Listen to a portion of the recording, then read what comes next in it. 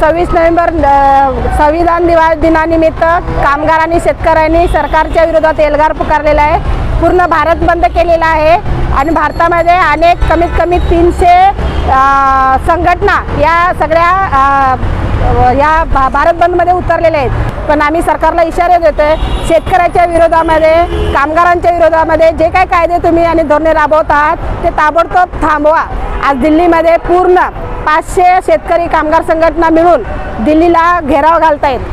त्या लॉकडाऊनचा फायदा घेऊन आणि कोरोना काळातले सगळे लोक बाहेर पडू शकत नाहीत, आंदोलन करू शकत नाही, याचा फायदा घेऊन सरकारनं सर्व गरिबांच्या आणि श्रमिकांच्या विरोधामध्ये धोरण राबवायला सुरुवात केलेली आहे।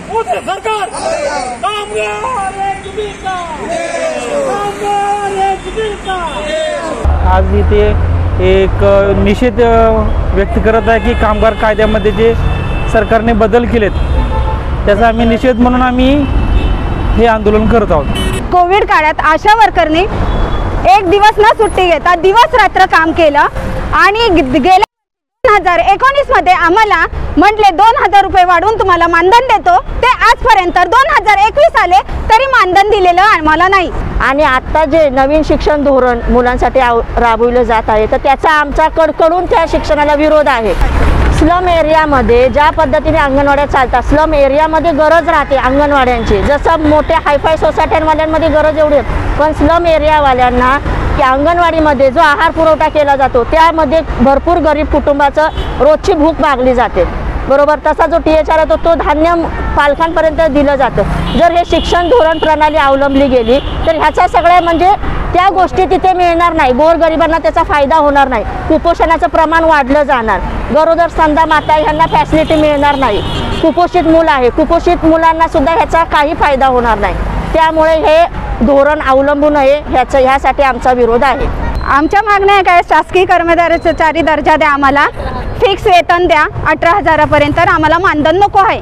या 60-70 वर्षामध्ये देश स्वतंत्र झाल्यानंतर अनेक मोठे आंदोलन कामगारांनी केलेले, एक कामगार कायदा पास करून घेतला आणि ते सगळे कामगार कायदे मोडीत करायचं काम हे मोदी सरकार करत आहे। म्हणून आज आम्ही पूर्ण भारतभर सगळ्या कामगार संघटना, केंद्रीय कामगार संघटना, शेतकरी, शेतमजूर, विद्यार्थी, महिला सगळे मिळून आज आम्ही सरकारच्या विरोधामध्ये आंदोलन करतो। 26 नवंबर 1949 को भारतीय संविधान सुपुर्द किया गया था। इस दिन को संविधान दिवस के तौर पे मनाया जाता है। इस दिन को ध्यान में रखते हुए लोगों ने अपने हक और अधिकारों के लिए आवाज़ उठाया और मानव साखड़ी का आयोजन किया है और अपना सरकार के प्रति जो भी रोष है और अपने अधिकार है उसके लिए मांगे की है। मैं शतरा साहब इंडिया अनहट के लिए।